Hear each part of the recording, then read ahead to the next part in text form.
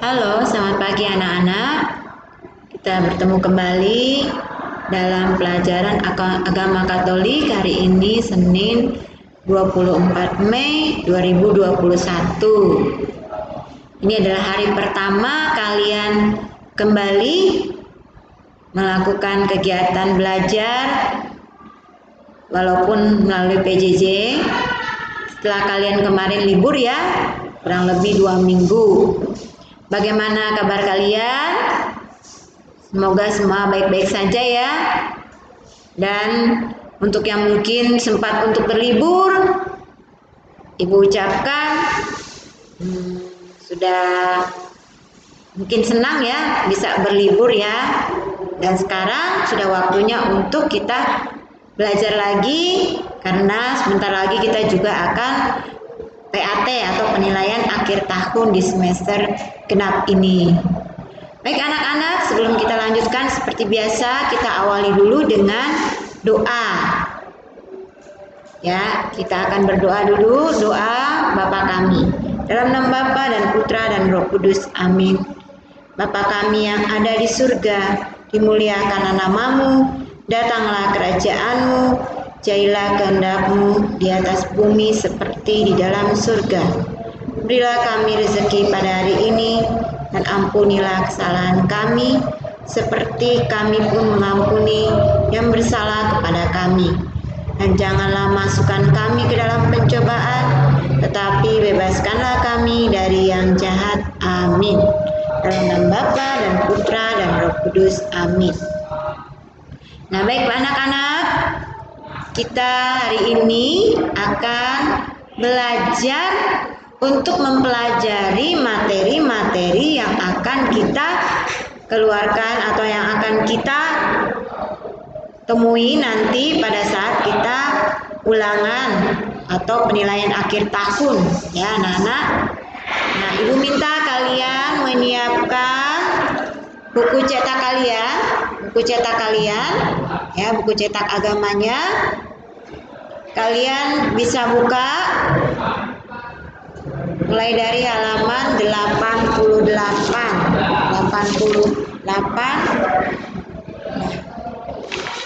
Kita belajar mulai dari halaman 90. Kalau di daftar isi ada di situ di bagian depannya ada daftar isi. Di sini yang kita akan bahas adalah bab 3 yaitu tentang masyarakat. Bab 3 tentang masyarakat. Ada 4 materi di situ yaitu A. Hormat kepada orang tua yang tadi tertulisnya halaman 88, cuma di buku cetaknya ternyata halaman 90 ya anak-anak. Kemudian B. Cinta kepada sesama. Kemudian C. Menghormati hidup. Dan yang D. Menghormati milik orang lain. Jadi materi yang kita akan bahas hari ini adalah 4 itu ya, 4 materi itu. Nanti ada lagi selanjutnya yaitu tentang bab 4 yaitu tentang gereja. Ada 5 materi. Ungkapan syukur tokoh-tokoh perjanjian lama, doa syukur gereja, kemudian doa pribadi, doa bersama, dan terakhir doa spontan. Cuma hari ini kita hanya 4 materi itu dulu. Untuk yang materi tadi, yang gereja itu, bab 4 itu kita akan bahas besok. Ya, kita akan bahas besok. Baik, kita mulai buka saja dari halaman 90, yaitu tentang hormat kepada orang tua. Ya, jadi Ibu hanya sekedar mengingatkan materi-materi yang sebenarnya sudah pernah kita bahas, ya, sudah pernah kita bahas. Ibu akan mengingatkan kembali. Jadi dalam materi hormat kepada orang tua di sini sebenarnya diceritakan pada dasarnya adalah bagaimana kita sebagai anak itu menyayangi, mencintai, menghormati orang tua kita. Karena itu ada dalam firman Tuhan, ya. Ada dalam firman Tuhan, yaitu kita bisa lihat di halaman 94, firman keempat. Ya, firman keempat adalah Ulangan 5 ayat 16. Ya, Ulangan 5 ayat 16. yaitu hormatilah ayahmu dan ibumu seperti yang diperintahkan kepadamu oleh Tuhan Allahmu, supaya lanjut umurmu dan baik keadaanmu yang di tanah yang diberikan Tuhan Allahmu kepadamu. Ya, seperti itu. Dan ini juga tertuang di dalam 10 perintah Allah ya, 10 perintah Allah, yaitu perintah yang keempat, hormatilah ibu bapamu ya. Perintah keempat yaitu hormatilah ibu bapamu. Itu juga tertulis juga di firman Tuhan dalam Sirat 3 ayat 12 sampai 16. Ya, di sini kalian bisa baca bagaimana kalian dikatakan harus menolong bapakmu pada masa tuanya, jangan menyakiti hatinya di masa hidupnya, ya, dan seterusnya. Jadi pada dasarnya intinya kita sebagai anak harus mau menolong, membantu, mencintai dan menghormati orang tua kita. Ya, jadi hal-hal yang seperti itu kalau misalnya kita mau menjaga orang tua kita pada saat dia tua, mau menemani mereka ataupun mau merawat mereka, baik orang tuamu mungkin masih ada ayah dan ibu ataupun mungkin cuma tinggal bapak atau mungkin tinggal ibu. Ya, jadi kalian merawat mereka itu berarti sudah sesuai dengan kehendak Tuhan, yaitu kalian menghormati orang tua. Seperti itu anak-anak ya. Jadi siapapun anak yang melakukan hal itu berarti dia sudah mengikuti apa yang difirmankan oleh Tuhan, yaitu untuk hormat kepada orang tua. Nah, di sini juga disampaikan juga ada bentuk-bentuk ya hormat kepada orang tua, yaitu salah satunya adalah hormat kepada orang tua yang bentuknya bahwa kita di situ harus ya hormat dan takut kepada mereka ya. Jadi dengan cara kalau kita berbicara harus sopan dengan mereka, harus rendah hati, tidak menghina mereka, apalagi memarahi mereka ya anak-anak, tidak boleh. Ataupun juga tidak merendahkan mereka. Itu adalah bentuk hormat kepada orang tua. Kemudian ada lagi sikap yang kedua, yaitu cinta terhadap orang tua. Ya, cinta pada orang tua. Jadi pada saat orang tua sakit, pada saat orang tua kita capek, lelah, membutuhkan perhatian kita, nah kita bisa memberikan mereka perhatian, ya, menemani mereka dengan senang hati, menolong, bahkan mungkin mendoakan serta menunjukkan rasa terima kasih atas segala kebaikan mereka ya anak-anak ya. Kemudian ada lagi yang ketiganya, ada di halaman 96, yaitu taat kepada orang tua ya, taat kepada orang tua. Jadi kan kita di sini dituntut untuk bisa ya bersikap apa yang mungkin orang tua kita suruh, apa yang orang tua kita minta, kita harus lakukan ya. Kita harus lakukan karena ketaatan itu membuktikan bahwa kita mengakui mereka ya, kita mengakui mereka sebagai orang tua kita, dan juga karena orang tua merupakan perpanjangan tangan Tuhan ya. Jadi misalnya kita taat kepada Tuhan, berarti kita pun harus taat kepada mereka karena mereka adalah perpanjangan tangan Tuhan ya. Dan juga kenapa sih kita harus taat kepada orang tua kita ya anak-anak? Ya karena mereka juga kan yang sudah melahirkan kita ya. Mereka juga yang sudah merawat kita dari kita kecil sampai kita besar ya. Seperti itu. Kemudian yang keempat, membantu orang tua. Ya ini jelas ya. Jadi pada saat orang tua mungkin pada saat sehari-hari lah bekerja di rumah, tiba-tiba mereka membutuhkan pertolongan kita. Misalnya kamu di rumah, mamanya lagi nyapu, kemudian tiba-tiba mungkin mamanya ingat, oh iya itu air di kamar mandi belum dimatiin, maka orang tua minta bantuan kalian ya, panggil misalnya Andi, tolong matikan air yang di kamar mandi atau keran air yang di kamar mandi. Atau mungkin juga kalau yang misalnya punya adik di rumah, pas waktu mungkin ibunya sedang mungkin memasak, terus adiknya mungkin nangis atau apa, nah orang tua, ibu kamu pasti minta tolong, tolong adiknya dibujuk seperti itu. Nah, itu berarti kalian sudah membantu orang tua kalau kalian melakukan itu, karena itu juga merupakan kewajiban kalian untuk membantu orang tua, ya. Jadi intinya kenapa tadi dikatakan bahwa kita sebagai anak harus hormat kepada orang tua?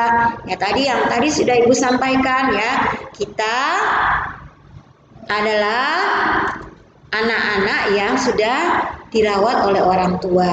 Bahkan kita dilahirkan dari ibu kita, ya, atau orang tua kita, dan juga dibesarkan oleh mereka dari kita nggak bisa apa-apa, dari kita bayi hingga saat ini kita mungkin sudah bisa, kalau seumur kalian mungkin ya sudah bisa berlari-larian, sudah bisa kemana-mana, ya, mungkin sudah bisa melakukan hal-hal sedikitnya sudah bisa sendiri ya, dibandingkan dari waktu kalian lahir.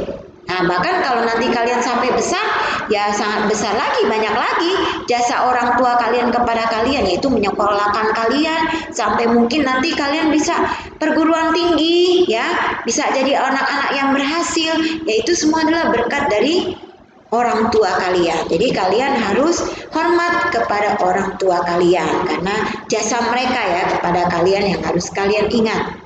Dan juga termasuk tadi bahwa mereka adalah perpanjangan tangan Tuhan ya di dunia.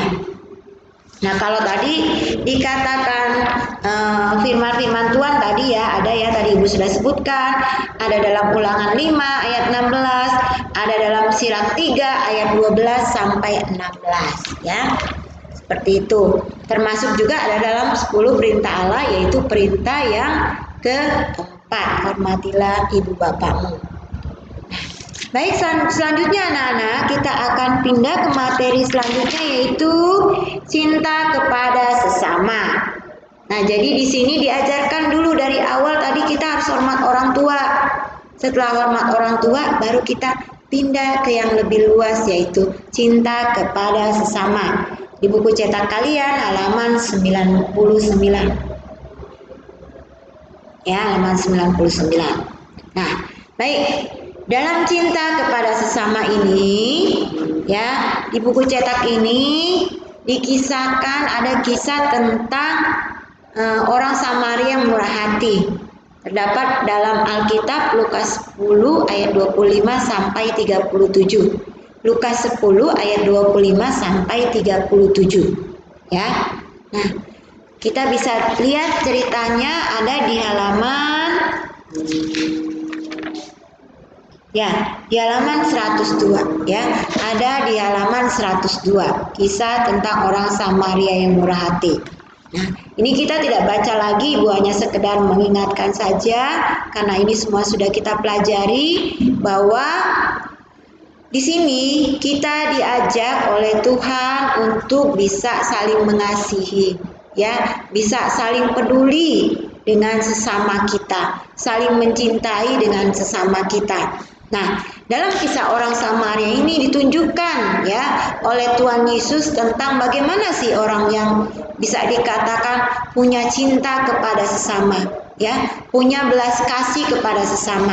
Ya, sini ada orang Samaria yang ditunjukkan oleh Yesus. Jadi ada 3 orang ya, ada seorang imam, kemudian seorang Lewi, kemudian yang ketiganya orang Samaria. Jadi mereka dipertemukan oleh seseorang yang sangat membutuhkan bantuan karena orang tersebut habis dirampok dan mungkin dipukuli sehingga luka-luka. Ya, jadi pertemukan dengan orang yang membutuhkan bantuan. Tetapi dari ketiga orang ini, yaitu seorang imam, kemudian seorang Lewi, ya, seorang Lewi, itu hanya satu saja yang mau membantu, ya, hanya satu saja yang mau membantu, yaitu seorang Samaria, ya, yaitu seorang Samaria. Nah, jadi dikisahkan bahwa orang Samaria itu sebenarnya boleh dikatakan bukan orang yang bisa dikatakan sebenarnya bukan orang yang suka begitu ya, yang suka membantu seperti itu. Tapi ternyata apa yang mungkin digambarkan oleh orang-orang tentang orang Samaria ternyata tidak seperti itu. Ya, ternyata malah dia yang mau membantu orang yang saat itu membutuhkan pertolongan tanpa ditanya dari orang mana? Ya, kamu berasal dari mana? Keluarga kamu siapa? Tidak ditanya. Ya, dia hanya melihat bahwa orang tersebut membutuhkan bantuan, maka dia harus membantu. Ya, seperti itu. Bahkan yang lebih parah tadi kan dikatakan ada seorang imam loh, imam yang boleh dikatakan seorang pemuka agama, ya, yang sangat mungkin paham tentang agama, tapi ternyata tidak ada tergerak hatinya untuk membantu. Ya, anak-anak.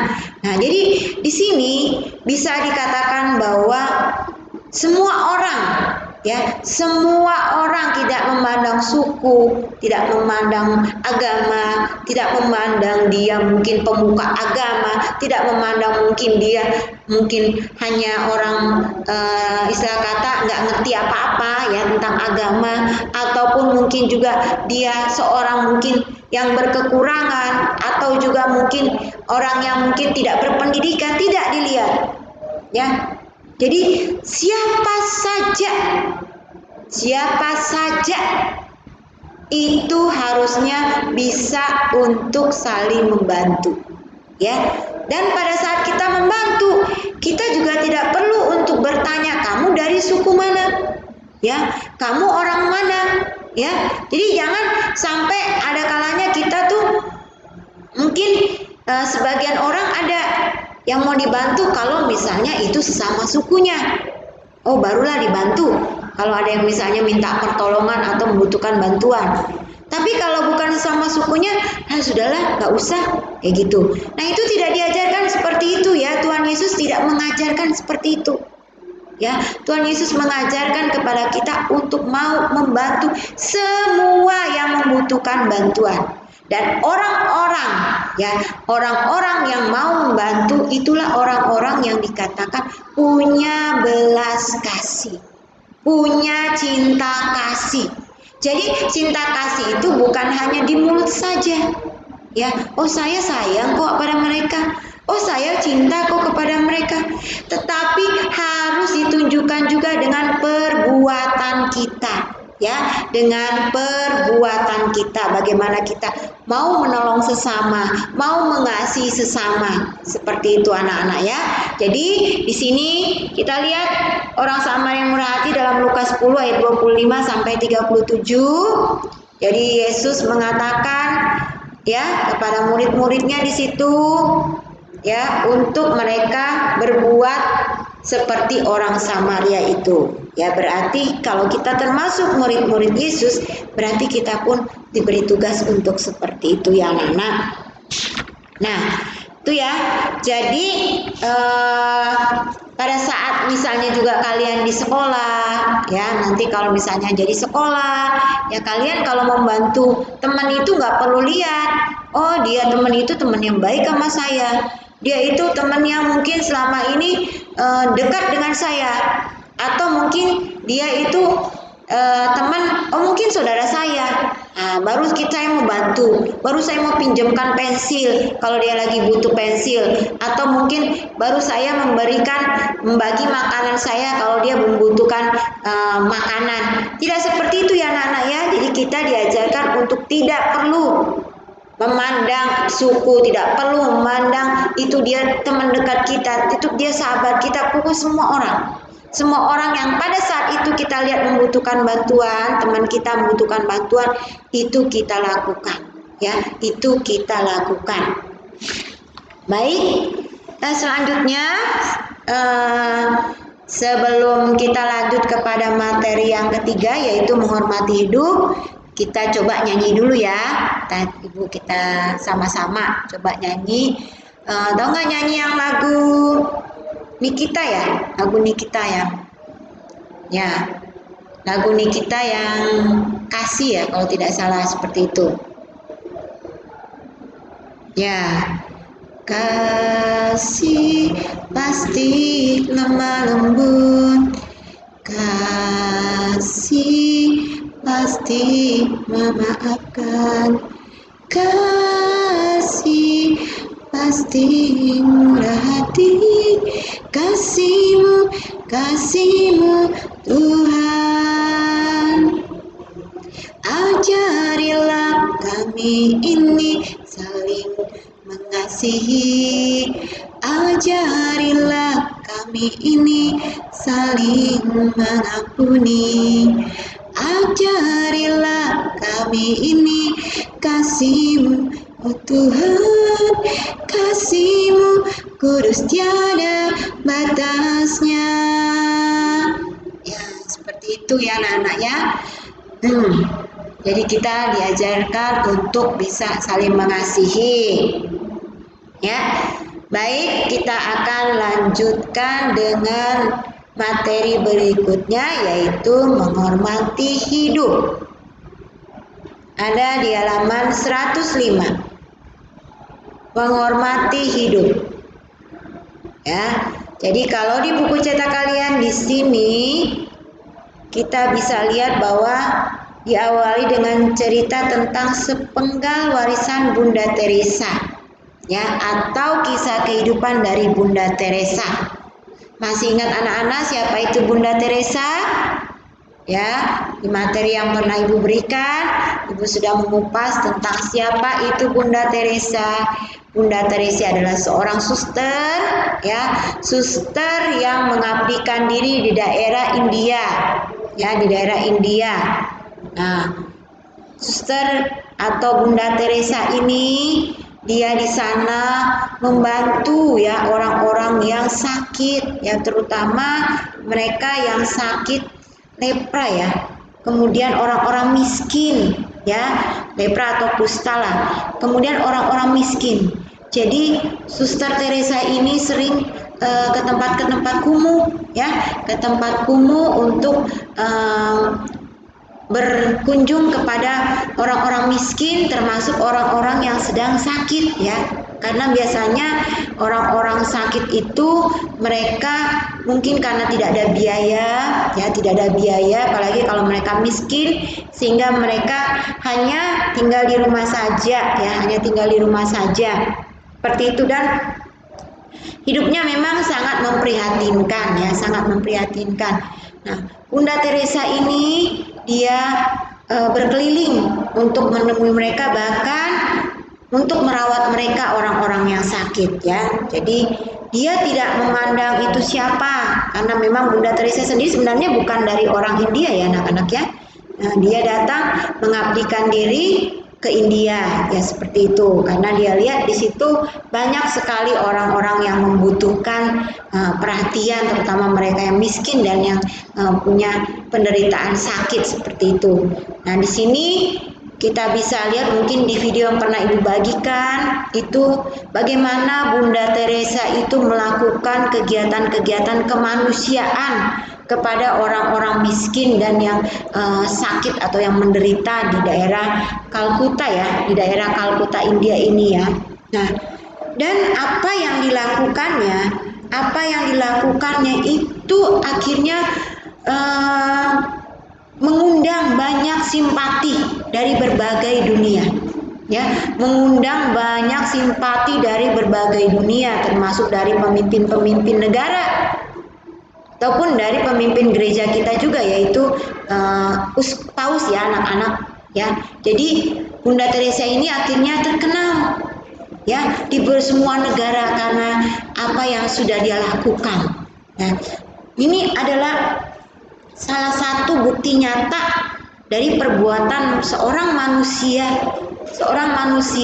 yang mau istilah kata menghormati hidup orang lain ya, menghormati hidup orang lain, yaitu kan orang-orang yang berpenyakitan itu kan, terutama mereka yang berpenyakitan yang mungkin kalau tidak bisa dibantu gimana ya, bisa saja mereka meninggal ya, seperti itu. Tapi kalau mereka mungkin dirawat dan mungkin dibantu, maka mereka mungkin bisa sembuh. Nah, jadi di sini Bunda Teresa juga memberikan contoh kepada kita untuk mau menghormati hidup orang lain juga. Ya, bukan cuma hidup kita sendiri, tetapi hidup orang lain. Ya, seperti itu. Dan juga termasuk Bunda Teresa, yaitu dia juga melakukan yang namanya dia menghormati hidup dia. Ya, karena Tuhan sudah memberikan dia kehidupan, maka dia Istilah kata memanfaatkan kehidupannya dia itu untuk bisa ya, untuk bisa berbakti, berbagi kasih kepada mereka yang sangat membutuhkannya. Nah, anak-anak, seperti apalagi di saat ini ya anak-anak, kita hidup dalam keadaan sekarang itu ya, pandemi virus ini ya. Jadi kita benar-benar harus menghormati hidup ya. Misalnya seperti kalau kita pakai masker, menjaga jarak, sering cuci tangan, bukan hanya hidup kita saja yang kita jaga, tapi juga hidup orang lain ya, hidup orang lain yang kita jaga juga ya. Nah, seperti juga yang Ibu sampaikan bahwa di sini kadang-kala kita sering dengar ya, apalagi kalau yang suka tuh sama K-pop Korea atau segala macam, kita bisa lihat ya, banyak berita-berita tentang ada beberapa artisnya itu yang bunuh diri ya, artisnya itu bunuh diri karena mungkin katanya stres, depresi, ataupun karena masalah-masalah yang mereka hadapi. Tetapi anak-anak jangan sampai salah, bahwa apa yang mereka lakukan itu adalah salah ya. Tuhan tidak berkenan ya untuk mereka melakukan itu, karena berarti di sini kita tidak menghormati hidup yang telah diberikan oleh Tuhan ya. Jadi dengan kata lain, kita sudah melanggar perintah yang kelima, yaitu jangan membunuh.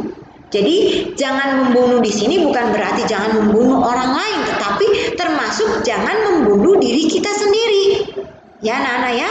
Jadi termasuk jangan membunuh diri kita sendiri. Nah, jadi dalam menghormati hidup ini ya, kita selain menjaga, terutama adalah hidup kita juga sendiri dan juga hidup orang lain ya, hidup orang lain.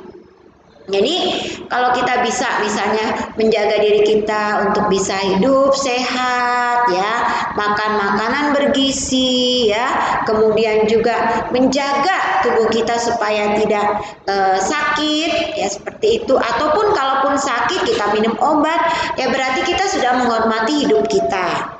Nah, kalau kita misalnya di rumah ada anggota keluarga kita yang sedang sakit, terus kita merawatnya, ya, kita merawat mungkin orang tua kita atau mungkin adik kita atau saudara kita lah yang sedang sakit.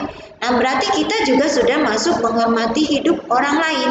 Ya, seperti itu anak-anak ya.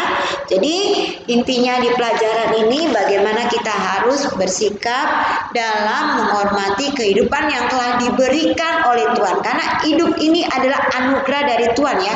Kita ini masih hidup berarti anugerah dari Tuhan ya. Karena kita bisa lihat kan anak-anak, banyak orang yang sakit ya, apalagi kalau sakit-sakit parah, itu kan selalu memintanya kepada Tuhan, Tuhan berikan kesembuhan. Berikan kesembuhan supaya apa? Supaya dia bisa melanjutkan hidup lagi, ya. Nah, apalagi kita yang sudah diberikan kesehatan, sudah diberikan tidak ada sakit, terus kita nggak jaga hidup kita, ya, itu berarti kan kita sama sekali berarti boleh dikatakan kita ini berdosa, tidak tahu terima kasih. Kita sudah diberikan kehidupan tapi kita nggak mau jaga, ya, seperti itu anak-anak. Baik, itu tentang menghormati hidup ya anak-anak. Selanjutnya kita bisa lihat di halaman 112, yaitu menghormati milik orang lain. Menghormati milik orang lain ini berdasarkan juga dari 10 firman Allah atau perintah Allah, ada di perintah yang ketujuh. Ya, perintah yang ketujuh, ke-9, ke-10. Ada 3 perintah tuh anak-anak ya. Ada 3 perintah di sini. Yaitu pertama, perintah ke-7, jangan mencuri. Kemudian perintah yang ke-9, jangan mengingini istri sesamamu. Kemudian perintah 10, jangan mengingini milik sesamamu secara tidak adil. Ya. Nah, jadi di sini kalau kita menghormati milik orang lain berarti kita sudah menjalankan 3 perintah yang diberikan oleh Tuhan. Ya, kita sudah mentaati 3 perintah yang diberikan oleh Tuhan. Nah, dalam hal ini, jadi Jangan mencuri. Ya, berarti kita diajarkan untuk tidak mengambil barang atau milik orang lain tanpa izin. Ya, tanpa izin. Jadi bisa saja kita mungkin mau pinjam milik orang lain atau barang orang lain, tetapi harus izin. Ya, tapi kalau sudah diizinkan berarti kita tidak mencuri. Tapi kalau tanpa izin berarti bisa dikatakan itu kita sudah mencuri. Apalagi kalau memang benar-benar kita ambil, ya, memang pengen kita miliki. Ya, pengen kita miliki, itu berarti benar-benar kita sudah melanggar perintah yang ketujuh yaitu jangan mencuri. Ya, nah anak-anak kita bisa lihat kan kemarin juga di materi ibu bahwa sekarang banyak sekali anak-anak kalau kita dengar berita, ya mungkin kalian yang suka nonton sosmed apa segala macam kan banyak ya kejadian-kejadian perampokan, pencurian, penipuan, ya bahkan mungkin juga tindakan-tindakan seperti korupsi, ya seperti itu. Nah, itu adalah bentuk-bentuk sebenarnya boleh dikatakan sebagai bentuk-bentuk yang melanggar perintah Tuhan.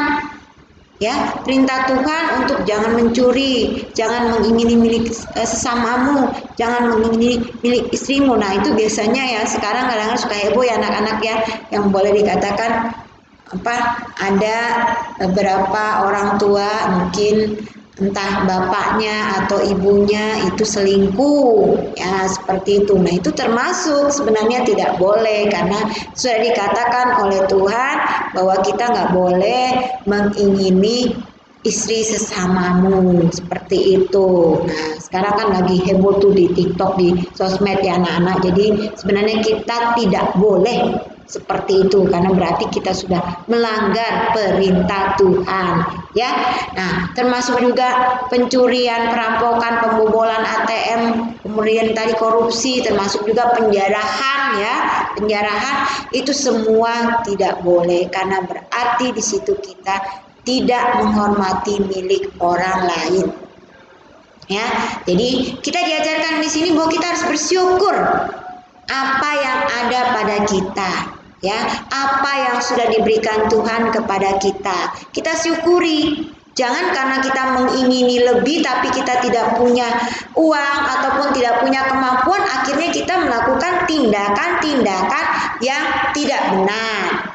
Termasuk juga mungkin kita bisa lihat ada beberapa orang yang malas bekerja, tidak mau bekerja, tetapi pengen tetap hidup enak, ya, pengen tetap bisa kata makan minum, ya, akhirnya melakukan hal-hal yang tidak baik. Salah satunya mungkin contohnya kita bisa lihat ada pengemis yang masih segar badannya, yang masih sehat badannya, tapi sudah mengemis. Itu juga sebenarnya tidak baik ya anak-anak, ya. Karena Tuhan sudah memberikan kita kok, ya, memberikan kita akal, pikiran, otak, tangan, kaki, ya, semuanya diberikan oleh Tuhan untuk kita manfaatkan, ya, atau dengan kata lain untuk kita bekerja, ya, bekerja untuk memperoleh makanan dan minuman. Ya, jadi bukan kita mau santai-santai saja, mau enak-enak saja tanpa bekerja, harus sudah bisa ada makanan minuman. Ya, seperti itu anak-anak. Ya, jadi kita diajarkan juga di sini untuk ya mau bekerja keras. Nah, pada saat kita bekerja keras, kita kemudian bisa berhasil, kita pun malah diajarkan oleh Tuhan untuk mau apa? Berbagi kepada sesama kita. Ya, berbagi kepada sesama kita. Jadi jangan sampai kita misalnya sudah bekerja keras, terus sudah hidup enak, sudah berkecukupan, terus oh ini kan punya saya semua, ya. Oh ini kan harus untuk saya nikmati semua, untuk masa depan saya, untuk apa? Jangan seperti itu. Tetap ada yang harus kita sisihkan ya anak-anak. Harus kita sisihkan untuk kita bagi kepada sesama kita, terlebih mereka yang membutuhkan, ya. Terlebih mereka yang membutuhkan. Nah, di sini ada di dalam juga Alkitab Efesus 4 ayat 28, ada di halaman 112 anak-anak, halaman 112, menghormati milik orang lain. Ya, di situ dikatakan oleh Santo Paulus, orang yang mencuri janganlah ia mencuri lagi, tetapi baiklah ia bekerja keras dan melakukan pekerjaan yang baik dengan tangannya sendiri, supaya ia dapat membagikan sesuatu kepada orang yang berkekurangan. Ya, jadi tegas loh dikatakan oleh Santo Paulus kalau orang yang mencuri janganlah mencuri lagi, tapi baiklah ia bekerja keras ya dan melakukan pekerjaan yang baik. Ada di Efesus 4 ayat 28. Kemudian di Kolose 4 ayat 1, hai tuan-tuan, berlakulah adil dan jujur terhadap hambamu. Ingatlah kamu juga mempunyai Tuhan di surga. Ya, jadi kalau misalnya nanti kalian jadi bos, punya karyawan, ya, kalian harus bisa berlaku adil terhadap karyawan-karyawan kalian, ya, seperti itu. Ataupun mungkin kalau misalnya di rumah kalian punya pembantu, ya kalian harus bisa memperhatikan pembantu kalian juga ya, jangan cuma suruh kerja-kerja terus tanpa memperhatikan kesejahteraannya, ya Nana. Nah, baik itu kita bisa lihat lagi juga bahwa intinya pada pelajaran ini disampaikan bahwa kita harus mau bekerja, ya kita harus mau bekerja untuk bisa menghidupi kehidupan kita dan harus mau bersyukur atas apa yang sudah kita terima. Jangan iri hati, ya jangan iri hati kalau melihat orang berhasil, kalau melihat orang beli ini terus kita nggak bisa. Jangan iri hati, karena kalau nanti kalian iri hati itu nanti kalian bisa masuk ke dalam kejahatan, yaitu nanti sudahlah kita mencuri sajalah, ya sudahlah kita korupsi sajalah atau segala macam. Jangan ya. Jadi syukuri apa yang sudah kalian dapati anak-anak ya. Nanti kalau kalian sudah dewasa, syukuri apa yang sudah diberikan Tuhan. Kalau kalian memang mau lebih, ya bekerja lebih keras lagi, berusaha lagi untuk bisa mungkin mendapat penghasilan lebih, ya seperti itu. Tapi dengan cara yang baik, bukan dengan tadi akhirnya mencuri, akhirnya melakukan penipuan, akhirnya mungkin melakukan korupsi, bukan seperti itu ya anak-anak ya. Ya baik anak-anak, materi kita untuk yang masyarakat tadi, 4 materi ini yaitu hormat kepada orang tua, cinta kepada sesama, kemudian menghormati hidup, dan terakhir menghormati milik orang lain. Ya, itu sudah kita bahas. Mungkin nanti kalian bisa pelajari lagi untuk nanti persiapan PAT-nya. Semoga apa yang Ibu kita bahas ini mungkin sekedar mengingatkan kembali dengan materi-materi yang lalu yang sudah pernah Ibu berikan ya anak-anak ya, seperti itu. Nah besok kita akan lanjutkan dengan materi yang berikutnya, yaitu tentang bab 4 ya, tentang gereja. Ya kalian juga bisa menyiapkan lagi buku cetak kalian ya. Bab 4 tentang gereja ada 5 materinya, yaitu A. Ungkapan syukur tokoh-tokoh perjanjian lama, B. Doa syukur gereja, C. Doa pribadi, D. Doa bersama, E. Doa spontan. Nah nanti pada materi yang besok Ibu juga akan sedikit membahas tentang soal-soal yang akan Ibu berikan ya anak-anak ya. Jadi jangan lupa untuk tetap mengikuti video ini, pembelajaran ini untuk pembahasan materi sekitar PAT kita, dan Ibu berharap juga kalian walaupun kita belajarnya hanya dari jauh seperti ini, jangan kita hilang semangat ya anak-anak, tetap semangat. Apalagi ini adalah akhir tahun untuk penentuan kenaikan kelas, jadi kalian harus tetap semangat. Kita doakan semoga pada bulan Juli nanti kita sudah akan PTM ya, karena memang kita sudah dianjurkan untuk melakukan PTM atau pembelajaran tatap muka. Jadi kalian nanti bisa ke sekolah, tapi memang nanti masih terbatas, tidak seperti dulu, belum seperti dulu ya, nanti akan diberitahukan. Dan kebetulan juga memang Bapak dan Ibu guru khususnya di sekolah kita ini semua sudah divaksin, ya sudah divaksin. Jadi mudah-mudahan nanti pada saat PTM itu semua sudah bisa berjalan dengan sebagaimana mestinya. Ada tatap muka, kalian datang ke sekolah karena faktor keamanannya sudah lebih baik lagi untuk mengenai virus ini karena Bapak dan Ibu guru sudah divaksin, ya anak-anak ya. Baik, sampai di sini mungkin materi kita hari ini. Tetap semangat ya, tetap semangat. Semoga kalian tetap mau belajar walaupun kita hanya melalui PJJ ini. Ya, sebelum kita akhiri seperti biasa, kita akan tutup dengan doa. Ibu akan melakukan doa spontan ya anak-anak ya. Baik, kita lipat tangannya. Dalam nama Bapa dan Putra dan Roh Kudus. Amin.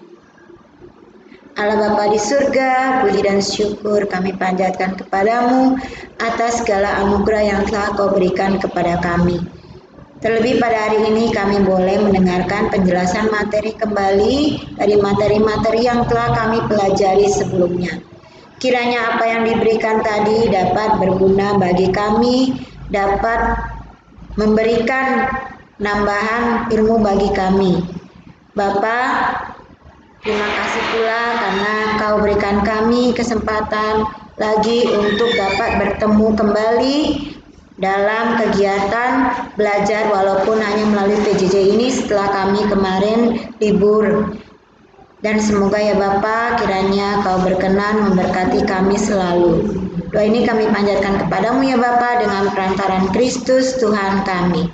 Amin. Dalam nama Bapa dan Putra dan Roh Kudus. Amin. Ya, baik anak-anak. Nah, tadi kita sudah doa penutup. Ibu akan mengakhiri kegiatan kita pada hari ini. Ibu ingatkan kembali, tetap jaga kesehatan, tetap semangat belajar, dan jangan lupa menjalankan protokol kesehatan jika kalian hendak keluar rumah ya. Jadi tetap memakai masker, menjaga jarak, sering cuci tangan, dan hindari kerumunan. Nah, baik anak-anak, sampai jumpa besok hari. Dah.